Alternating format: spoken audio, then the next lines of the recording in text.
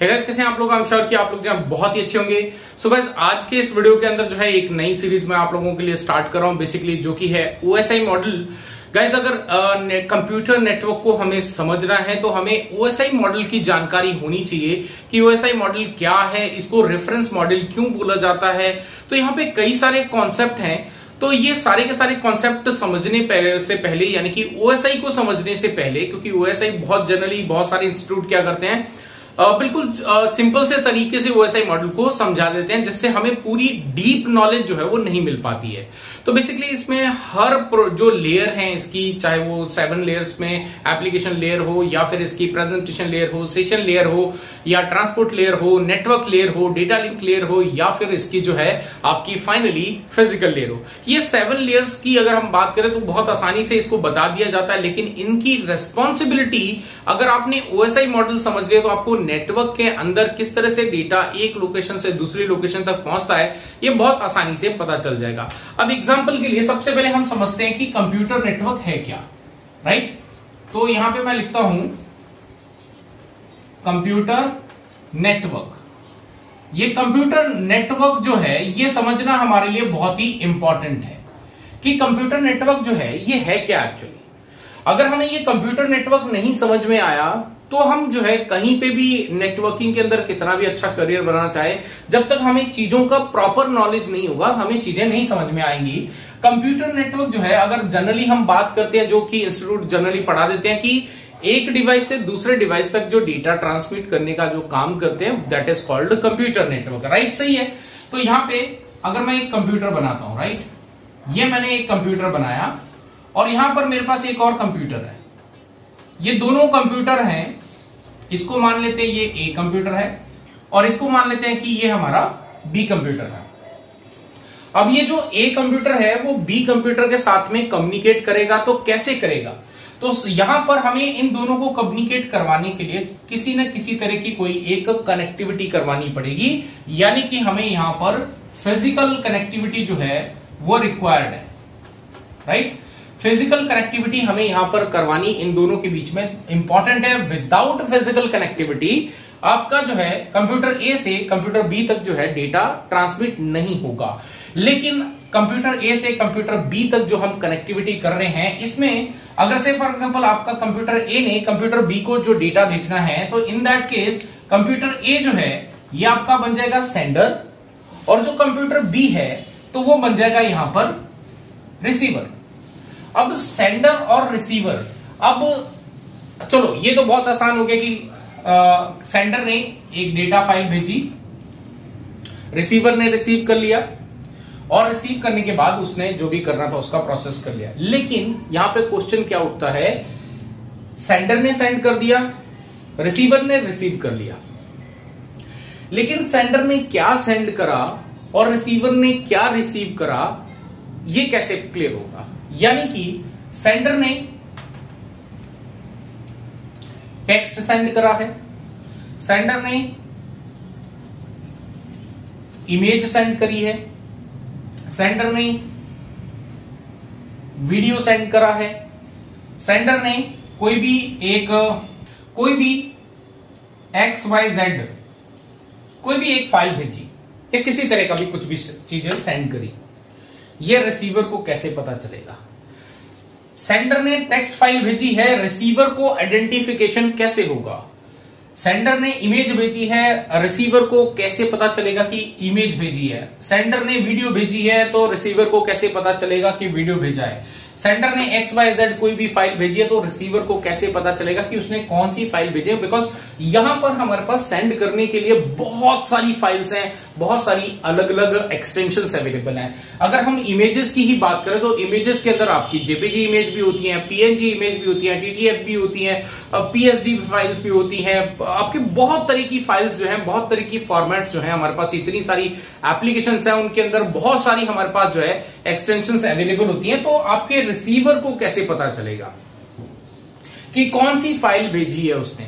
तो यहां पर इसको आइडेंटिफाई करने के लिए क्या करा जाता है, यहां पे हम प्रोटोकॉल्स का इस्तेमाल करते हैं। ये प्रोटोकॉल्स जो हैं ये आपके डिफाइन करते हैं, इनके अंदर कुछ ऐसे सेट ऑफ रूल्स डिफाइन करे गए हैं जिसके बेसिस पे सेंडर ने क्या भेजा है वो रिसीवर को बहुत आसानी से पता चल जाता है। कैसे? अब देखो, सेंडर ने अगर ये प्रोटोकॉल काम कैसे करते हैं, अगर सेंडर यहां से कोई फाइल भेजता है तो सेंडर के एंड पे यहां पर एक से फॉर एग्जांपल वो टेक्स्ट फाइल भेज रहा है, राइट? तो यहां पर ये प्रोटोकॉल क्या करेगा, टेक्स्ट फाइल भेज रहा तो इसके लिए एक यूनिक कोई कोड जनरेट कर देगा। से फॉर एग्जांपल के लिए ले रहा हूं, ये मैं आपको पूरा अच्छे से एक्सप्लेन करूंगा। अभी यहां पे हम मान लेते कि इसने एक कोड जनरेट करा x, कि जब भी ये सेंडर जो है अगर टेक्स्ट फाइल भेजेगा तो वहां पे एक स्पेशली कोड जनरेट होगा, दैट इज कॉल्ड x।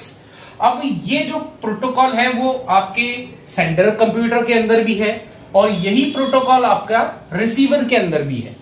तब रिसीवर के पास जब यहां पर कोड x करके आएगा तो रिसीवर क्या समझ जाएगा कि ओके कोड x है, वो अपने लिस्ट ऑफ प्रोटोकॉल्स को चेक करेगा कि किस तरह का डेटा उसके पास आया है। तो यहां पर वो देखेगा कि कोड x है, ठीक है, वो समझ जाएगा कि यहां पर जो डेटा उसके पास आया है वो है यहां पे फाइल, यानी कि टेक्स्ट फाइल है, तो ये इजीली समझ जाएगा। तो ये एक मैंने एग्जांपल दिया, एग्जैक्टली ऐसा नहीं होता, यहां पे कई सारे और प्रोसेस होते हैं जो मैं आपको आगे चल के एक्सप्लेन करूंगा। तो ये जो प्रोटोकॉल्स हैं, इन प्रोटोकॉल्स को एक OSI मॉडल के अंदर डिफाइन करा गया है, राइट? ये OSI मॉडल जो है, इस OSI मॉडल के अंदर इन सभी प्रोटोकॉल्स को अलग अलग रेस्पॉन्सिबिलिटी के साथ में पूरा डिस्क्राइब किया गया है। इसमें सबसे टॉप पे आती है आपकी एप्लीकेशन लेयर, ठीक है, ये आपकी एप्लीकेशन लेयर आती है पहले, आप ये 7th लेयर पे, इसको 7th लेयर पे बोला जाता है। यहां पर 6th नंबर पे यहां पे आती है आपकी प्रेजेंटेशन लेयर,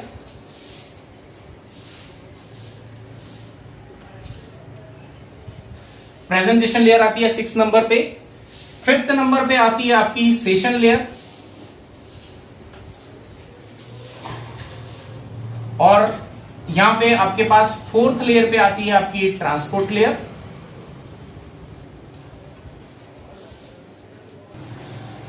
थर्ड नंबर पे यहां पे आती है आपकी नेटवर्क लेयर।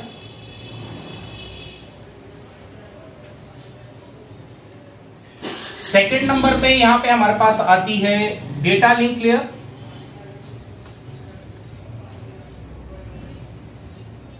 और यहां पे फर्स्ट नंबर पे आती है आपकी फिजिकल लेयर। ये जो प्रोटोकॉल्स की मैं बात कर रहा हूं, ये प्रोटोकॉल्स आपके 7 लेयर्स के अंदर डिफाइन करे गए हैं। तो यहां पर एप्लीकेशन लेयर की अपनी एक रेस्पॉन्सिबिलिटी है, प्रेजेंटेशन लेयर की अपनी एक रेस्पॉन्सिबिलिटी है, सेशन लेयर की अपनी एक रेस्पॉन्सिबिलिटी है, ट्रांसपोर्ट लेयर की बहुत ज्यादा रेस्पॉन्सिबिलिटी है, नेटवर्क लेयर की आपकी अलग से एक रेस्पॉन्सिबिलिटी है, डेटा लिंक लेयर की अपनी एक रेस्पॉन्सिबिलिटी है, फिजिकल लेयर की अपनी एक रेस्पॉन्सिबिलिटी है। तो ये जो प्रोटोकॉल्स, ये जो कंप्यूटर सोर्स और डेस्टिनेशन के बीच में, सेंडर और रिसीवर के बीच में ये जो OSI मॉडल है, ये आपका सेंडर के अंदर भी अवेलेबल है, ये OSI मॉडल जो है ये आपके रिसीवर के अंदर भी अवेलेबल है। जब इन दोनों के अंदर ही यहां पर सेम सारी एप्लीकेशंस जो है, प्रोटोकॉल्स जो हैं अवेलेबल हैं, तो इसमें आसानी से जो ये लेयर्स हैं ये आपकी सेंडर पे भी काम कर रही हैं। तो ये क्या करेंगे, कुछ इस तरह से पूरे डेटा को ऑर्गेनाइज करती हैं ताकि जब वो रिसीवर एंड पे पहुंचे तो रिसीवर एंड पे जो OSI लेयर्स काम कर रही हैं तो वो उस डेटा को आसानी से समझ सके, और समझने के बाद जो है पूरा उसको डिकोड करके वापस सेंडर ने क्या सेंड करा है उसको अकॉर्डिंगली यहां पर डिस्प्ले कर सके, राइट? तो यहां पे अगर हम बात करें कि OSI पे सबसे पहले कौन सी लेयर काम करती है और रिसीवर एंड पे जो है सबसे पहले कौन सी लेयर काम करती है। सो बेसिकली यहां पे मैं क्या करता हूं, यहां पे एक कंप्यूटर यहां पे बनाता हूं, ये आपका सेंडर साइड का कंप्यूटर है, यहां पर एक और कंप्यूटर रेडी करते हैं, तो ये आपका रिसीवर एंड का कंप्यूटर है। तो जब सेंडर डेटा सेंड कर रहा है तो यहां पर सबसे पहले क्या होगा, आपकी एप्लीकेशन लेयर सबसे पहले यूज होगी। तो यहां पे आपकी एप्लीकेशन लेयर जो है यानी कि 7th लेयर सबसे पहले इस्तेमाल होती है।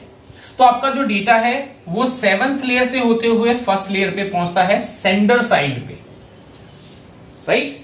जब ये डेटा यहां से आपके किसी भी नेटवर्क के जरिए जो है रिसीवर एंड पे पहुंचता है, राइट? रिसीवर एंड पे पहुंचने पे आपका जो डेटा है वो पहले फिजिकल लेयर पे हिट करता है और फिर वहां से धीरे धीरे करके आपके एप्लीकेशन लेयर तक पहुंचता है।